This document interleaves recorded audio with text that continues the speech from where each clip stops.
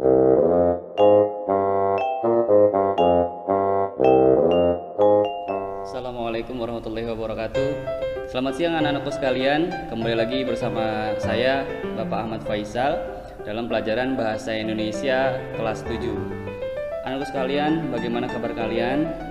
Mudah-mudahan semuanya dalam keadaan sehat walafiat dan tentunya masih semangat dalam proses belajar mengajar meskipun sampai saat ini kita belum tatap muka. Anak-anak sekalian, kita akan membahas materi selanjutnya berkaitan tentang teks deskripsi. Kita akan membahas pada kesempatan kali ini kaidah kebahasaan yang ada pada teks deskripsi. Oke, kita lanjut ya.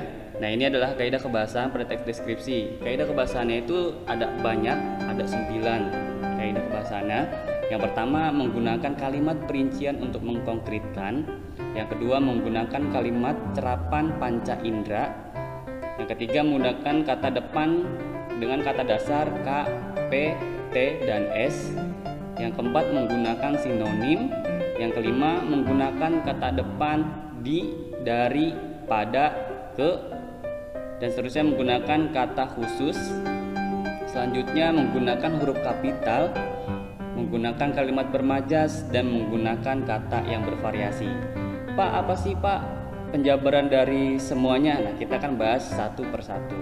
Yang pertama, menggunakan kalimat perincian untuk mengkonkretkan. Sebenarnya pada pertemuan sebelumnya kita sudah bahas materi ini di ciri-ciri bahasa yang digunakan pada teks deskripsi. Nah, ini sekedar kita mengulas saja. Nah, contoh dari kalimat perincian untuk mengkonkretkan adalah kemarin kita bahas ini ya. Ibuku orang yang sangat baik. Nah, maka dirincikan lagi baiknya itu seperti apa. Nah, maka kalimat perinciannya adalah dia berusaha menolong semua orang. Dia ramah dan tutur katanya lembut kepada siapa saja. Selanjutnya contohnya lagi, kelinciku manja. Nah, kelinciku manja ini dirincikan lagi kalimatnya. Manjanya seperti apa? Hampir setiap malam dia tidur di pangkuanku. Nah, jadi itu contoh kalimat perincian untuk mengkonkretkan. Nah, selanjutnya, kaidah kebahasaan selanjutnya yaitu menggunakan kalimat yang menggunakan cerapan panca indera. Ini pun sudah kita pernah bahas di ciri-ciri bahasa yang digunakan pada teks deskripsi. Contohnya adalah yang seakan dapat dilihat, seakan dapat didengar, dan seakan dapat dirasakan. Nah, di sini Bapak membacakan satu contoh yang paling bawah. Air jernih dengan buih-buih kecil. Jadi seakan-akan kita dapat melihat air tersebut ya. Padahal itu hanya orang lain yang menceritakan kepada kita atau dideskripsikan oleh orang lain. Nah, yang kedua, seakan dapat didengar, debur ombak pantai terdengar berirama. Dan yang ketiga, seakan dapat dirasakan, udara sangat terasa segar. Nah, itu contoh dari kalimat yang menggunakan cerapan panca indera. Selanjutnya, kaidah kebahasaan selanjutnya menggunakan kata dengan kata dasar K, P, T, S. Nah, setiap kata dasar yang diawali huruf K, T, S, P akan melebur atau hilang jika diberi imbuhan me dan p. Dengan syarat huruf keduanya harus huruf vokal. Tahu ya, huruf vokal itu adalah huruf A, I, U, E, dan O. Contohnya imbuhannya me ya, di sini Bapak contohkan. Kata dasarnya kawal. Nah, maka me ditambah kawal menjadi mengawal, maka kaknya hilang atau melebur.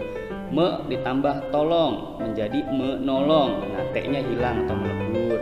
Me ditambah simpan jadi menyimpan, dan me tambah kata dasar pukul jadi memukul. Nah, jadi kata dasar yang diawali huruf KTSP itu akan hilang atau melebur. Dengan syaratnya harus ada huruf vokal di kedua setelah huruf KTSP-nya ya. Seperti ini, ada yang A, ada O, ada I, dan ada U gitu ya. Nah, selanjutnya setiap kata dasar yang diawali huruf KTSP dengan huruf kedua berupa konsonan maka tidak melebur. Nah, ini kebalikannya dari yang barusan ya. Imbuhan me ditambah dengan kata dasar T tapi tidak dengan huruf vokal, huruf keduanya atau huruf konsonan di sini, maka dia tidak melebur.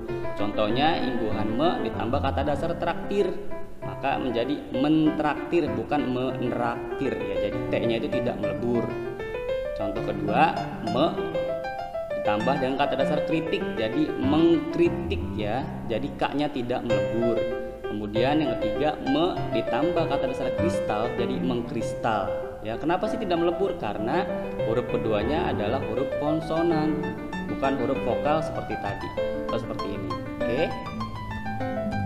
Selanjutnya menggunakan sinonim. Tahulah ya, sinonim itu merupakan kata yang mempunyai bentuk yang berbeda, misalnya tulisannya ataupun pelafalannya, tetapi memiliki arti atau makna yang sama. Contohnya di sini indah sama dengan elok, panas sama dengan gersang, dan lain sebagainya. Untuk sinonim sih Bapak rasa kalian sudah bisa ya anak-anak. Nah, yang selanjutnya menggunakan kata depan di, dari, pada, ke. Kata depan biasanya disebut preposisi, fungsinya untuk menyatakan tempat, tujuan, pelaku, alat, sebab akibat, hal, dan perbandingan. Penulisan kata depan dipisah, contohnya di rumah, di sekolah, ke sana, ke sini, dari pasar. Kalimatnya bisa kalian buat sendiri ya untuk kalian lebih memahami lagi. Contoh kalimat di rumah, aku belajar di rumah temanku, dan lain sebagainya. Seperti itu ya anak-anak ya. Jadi untuk kata depan atau preposisi ini harus dipisah ya. Selanjutnya menggunakan kata khusus umum atau kata khusus menjadi kata umum atau kata umum menjadi kata khusus. Nah, sama aja nih kedua-duanya ya. Jadi kata umum ini sudah kita bahas juga pada pertemuan sebelumnya. Nah, kata umum contohnya di sini baik. Baik itu kita bisa lebih khususkan lagi, bisa ramah, dermawan gitu ya. Kemudian ada bentuknya apa nih? Bisa lingkaran, kotak, dan lain sebagainya. Buahnya apa nih? Kita khususkan jadi apel, mangga, anggur, dan lain sebagainya. Ini juga sudah kita bahas pada pertemuan sebelumnya. Selanjutnya menggunakan huruf kapital. Nah, huruf kapital ini huruf besar ya. Biasanya huruf besar ini dipakai di awal kalimat. Contohnya pekerjaan itu akan selesai. Nah, P-nya di sini harus menggunakan huruf kapital atau huruf besar. Kemudian huruf pertama nama orang termasuk julukan. Contohnya Amir Hamzah, maka A-nya di sini harus besar dan H-nya juga harus besar. Contoh yang lain juga ada Jenderal Kancil. Di sini J-nya harus besar dan K-nya harus besar, seperti itu ya. Selanjutnya menggunakan kalimat bermajas. Nah, kemarin kita juga sudah membahas tentang majas. Majas adalah gaya bahasa yang sifatnya kiasan atau konotasi. Kalimat bermajas contohnya angin laut mengelus wajahnya, ya kan? Batu karang besar siap penjaga gempuran ombak. Matahari mulai menyapu ketika aku membuka jendela kamarku. Nah, jadi ini adalah contoh kalimat bermajas, hanya konotasi ya. Nomor satu ini tidak mungkin dong angin bisa mengelus wajah kita. Nah, di sini adalah majas bersifatnya konotasi atau kiasan. Dan yang terakhir, menggunakan pilihan kata yang bervariasi. Nah, teks deskripsi menggunakan kosakata segar dengan variasi kata yang luas. Artinya katanya itu banyak ya, umum gitu kan. Contoh kata di sini indah, elok, permai. Nah, kalimatnya pantai indah nan permai. Kemudian kata menakjubkan, kita bikin kalimatnya kehidupan di bawah laut sungguh indah dan menakjubkan. Seperti itu. Jadi ada 9 kaidah kebahasaan yang harus kalian pahami. Yang pertama, menggunakan kalimat perincian untuk mengkonkretkan. Yang kedua, menggunakan kalimat cerapan panca indera. Yang ketiga, menggunakan kata dengan kata dasar KPTS. Yang keempat, menggunakan sinonim. Yang kelima, menggunakan kata depan di, dari, pada, ke. Yang keenam, menggunakan kata khusus. Yang ketujuh, menggunakan huruf kapital. Yang kedelapan, menggunakan kalimat bermajas. Dan terakhir, menggunakan kata yang bervariasi. Nah, itu saja anak-anakku sekalian, kaidah kebahasaan dalam teks deskripsi.